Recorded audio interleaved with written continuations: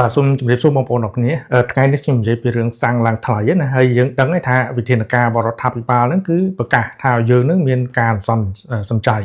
យើងមើលថាអ្វីដែលគាត់លើកឡើងនោះថាគ្រប់គ្រាន់ហើយឬនៅក្នុងថ្ងៃនេះគឺខ្ញុំនិយាយពីរឿងបរិបទ4ចំណុច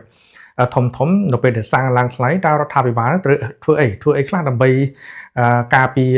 អ្នកប្រើប្រាស់យើងនិយាយសាមញ្ញថាប្រជាពលរដ្ឋដែលយើងត្រូវការសាំងអ្នកធុរកិច្ចអ្នករកស៊ីហ្នឹងគឺនឹងធ្វើឲ្យ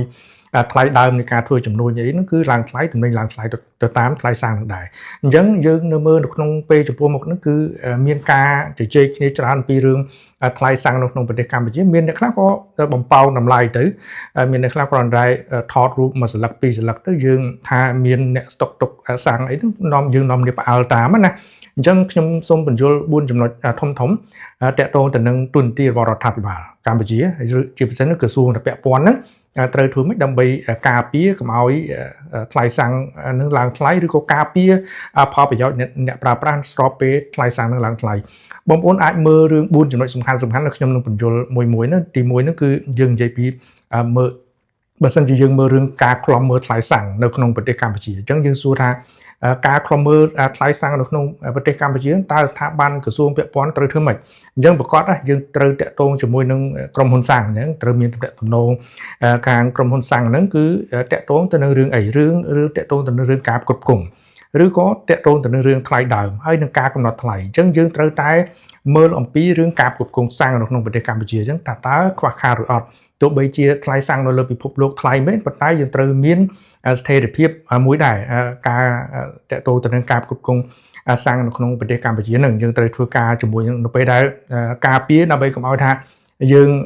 ទោះបីថ្លៃសាំងនៅលើពិភពលោកថ្លៃហើយយើងខ្វះទៀតវាបំផុសឬក៏ធ្វើឲ្យសាំងនៅក្នុងប្រទេសកម្ពុជាក្នុងរយៈពេលខ្លីនឹងកាន់តែឡើងខ្ពស់ណាអញ្ចឹងនេះគឺជាវិធានការមួយដែលយើងត្រូវក្រសួងដែលពាក់ព័ន្ធខ្លំមើលថ្លៃសាំងសម្របសម្រួលជាមួយក្រុមហ៊ុនសាំងនៅក្នុងប្រទេសកម្ពុជាដែលគាត់រកស៊ីនៅក្នុងប្រទេសកម្ពុជាបន្ទាប់មកគឺប្រកាសណាយើងដឹងថានៅពេលដែលសាំងនៅលើពិភពលោកឡើងថ្លៃគឺរដ្ឋាភិបាលតាមរយៈក្រសួងដែលពាក់ព័ន្ធគឺត្រូវតែជួយប្រជាពលរដ្ឋតាមរយៈការចេញខាតអញ្ចឹងការចេញខាតគឺមានន័យថាគាត់កំណត់ថ្លៃនៅក្នុងប្រទេសកម្ពុជាគឺគាត់កំណត់ថ្លៃមួយមិនឲ្យខ្ពស់ជាងនឹងអញ្ចឹងឧបមាថាសាំងនៅក្នុងប្រទេសកម្ពុជានឹង5000រៀលក្នុង1លីត្រអញ្ចឹងមិនឲ្យលើសពី5000រៀលទេអញ្ចឹងអ្នកគ្រប់គ្រងសាំងឬក៏អ្នករកស៊ីសាំងនៅក្នុងប្រទេសកម្ពុជាគាត់កំណត់សាំងក្នុង1លីត្រហ្នឹងគឺ5000រៀលហើយការកំណត់បែបហ្នឹងគឺមានន័យថារដ្ឋាភិបាលគឺជាអ្នកចេញខាតឧបមាថាសាំងនៅលើពិភពលោកទាំងថ្លៃដើមនៃការដឹកជញ្ជូនហ្នឹងគឺ5500រៀលអញ្ចឹង500រៀលគឺជាអ្នករដ្ឋាភិបាលឬក្រសួងពាក់ព័ន្ធហ្នឹងគឺចេញខាតឲ្យក្រុមហ៊ុនសាំងអញ្ចឹងក្រុមហ៊ុនសាំងនៅក្នុងប្រទេសកម្ពុជាហ្នឹងគាត់លក់មិនឲ្យលើសពីកម្រិតនៃ5000រៀលក្នុង1លីត្រនេះគឺជាវិធានការរបស់រដ្ឋាភិបាលដែលតាមរយៈនៃការឧបត្ថម្ភធននៅក្នុងប្រទេសកម្ពុជាដែលយើងអាចធ្វើបាននោះគឺជាការជួយអន្តរាគមន៍របស់ស្ថាប័នឬក៏ក្រសួងដែលពាក់ព័ន្ធអញ្ចឹងរដ្ឋគាត់អាចគ្រប់គ្រងបានណាតាក់ទងទៅនឹងបរិមាណនិងការគ្រប់គ្រងនិងការជួយឧបត្ថម្ភធនមិនឲ្យថ្លៃសាំងនៅក្នុងប្រទេសកម្ពុជានឹងឡើងថ្លៃខ្ពស់តាមអំពើចិត្តនេះគឺជាវិធានការទី1ទី2គឺការពារកុំឲ្យមានអ្នកបំផោងថ្លៃណាហើយអ្នកបំផោងថ្លៃនេះគឺសំខាន់ណាស់ពេលខ្លះបងប្អូនផ្អើលតាមគ្នាណាអញ្ចឹងរដ្ឋាភិបាលគឺគាត់ត្រូវតែមានវិធានការមួយគេហៅស៊ើបអង្កេតឲ្យអប់រំបាទអញ្ចឹងស៊ើបអង្កេតថាតើអ្នកណាជាអ្នកបំផុសបន្ទាប់មកយើងត្រូវអប់រំហើយយើងត្រូវសួររូបភពថាសាំងនោះមកពីណាហេតុអីបានជាបំផុសធ្វើឲ្យសាំងនឹងឡើងថ្លៃអញ្ចឹងក្រុមហ៊ុនសាំងរដ្ឋាភិបាលឬក្រសួងពាក់ព័ន្ធគាត់អាចធ្វើការជាមួយគ្នាបានប៉ុន្តែអ្នកលក់រាយតូចតាចហ្នឹងគឺពេលខ្លះគាត់ជាអ្នកបំផុសណាធ្វើឲ្យថ្លៃសាំងនៅក្នុងប្រទេសកម្ពុជានឹងឡើងថ្លៃហើយខ្វះវិធានការអប់រំអញ្ចឹងរឿងហ្នឹងគឺរដ្ឋាភិបាលចុះទៅជួយកុំឲ្យប្រជាពលរដ្ឋនឹងជឿតាមគេណាឬក៏ជួយជឿតាមពាក្យញុះញង់ឬក៏ទិញប្រេងស្តុកទុកអីជាដើមហ្នឹងដែលជារឿងមួយគេហៅថាឃើញតែគេធ្វើយើងធ្វើតាមគេណានេះគឺជាអ្វីដែលក្រសួងពាក់ព័ន្ធនឹងមានវិធានការចុះស៊ើបអង្កេតនិងអប់រំកុំឲ្យប្រជាពលរដ្ឋនឹងជឿតាមអ្នកបំផោងថ្លៃនេះគឺជាវិធានការទី2ទី3នោះគឺយើងមើល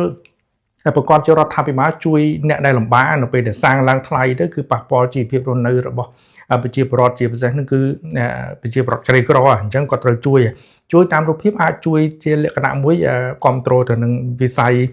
ដឹកជញ្ជូនសាធារណៈអុកមកដល់ពេលចូលឆ្នាំអីហ្នឹងគឺយើងត្រូវមានឡានអីជួយ ដឹកជញ្ជូនប្រជាពលរដ្ឋដែលមានជីវភាពមិនសូវល្អហ្នឹងគឺជាពលរដ្ឋដែលងាយរងគ្រោះហ្នឹងគឺជួយគាត់មិនឲ្យការហៅថាការចំណាយលើការដឹកជញ្ជូននៅពេលដែលទៅលេងអីផ្ទះសម្បែងអីម្ដងហ្នឹងគឺជាអ្នកដែលជាក្រុមគោលដៅដែលរដ្ឋាភិបាលហ្នឹងគឺយកចិត្តទុកដាក់ខ្ពស់ដែលអ្វីដែលរដ្ឋាភិបាលហ្នឹងអាចធ្វើបានហើយក៏កំពុង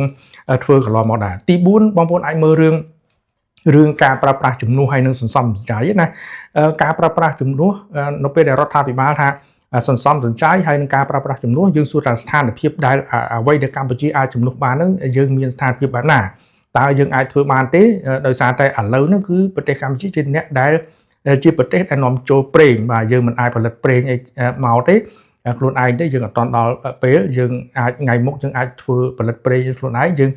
ជាយន្តការមួយដែលយើងអាចគ្រប់គ្រងថ្លៃខ្លួនឯងបានប៉ុន្តែឥឡូវហ្នឹងគឺស្ថានភាពដែលយើងនាំចូលប្រេងមកប្រើប្រាស់ក្នុងសេដ្ឋកិច្ចខ្មែរយើងហ្នឹងគឺនៅពេលដែលថ្លៃយើងត្រូវមានអីមកជំនួសដែរយើងកំពឹងលើប្រេងទាំងស្រុងគឺយើងត្រូវប្រើប្រាស់គេហៅថាវិរិយអគ្គិសនីឬក៏បន្ទះសូឡាអញ្ចឹងយើងសួរថាតើបច្ចុប្បន្នភាពនៃការប្រើប្រាស់ជំនួសនេះយ៉ាងម៉េចបើសិនជាយោងតាមរបាយការណ៍និងសារព័ត៌មានដែលគេរាយការណ៍ហ្នឹងគឺការប្រើប្រាស់ថាមពលសូឡានៅក្នុងប្រទេសកម្ពុជានៅក្នុងឆ្នាំ2023នោះគឺមានកំណើនអញ្ចឹងបើធៀបទៅនឹងសមត្ថភាពដែលយើងគ្រប់គ្រងថាមពលសរុបនៅក្នុងប្រទេសកម្ពុជាមាន7%ប៉ុន្តែរឿងគេហៅថាវិរិយអគ្គិសនីវិញកាលពីឆ្នាំ2022យើងអាចផ្គត់ផ្គង់បានប្រមាណជា44%នៃថាមពលសរុបនៅក្នុងទូទាំងប្រទេសខ្មែរយើងណាអញ្ចឹងបើយើងបូកទាំងពីរហ្នឹងគឺប្រមាណជា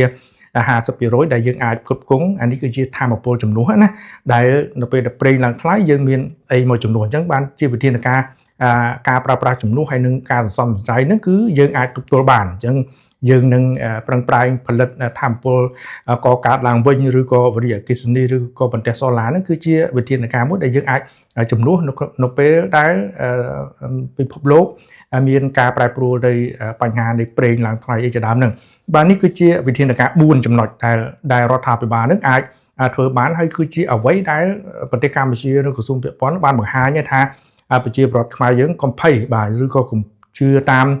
ការបំផោងថ្លៃរបស់អ្នកមួយចំនួនណានេះគឺជាអ្វីដែល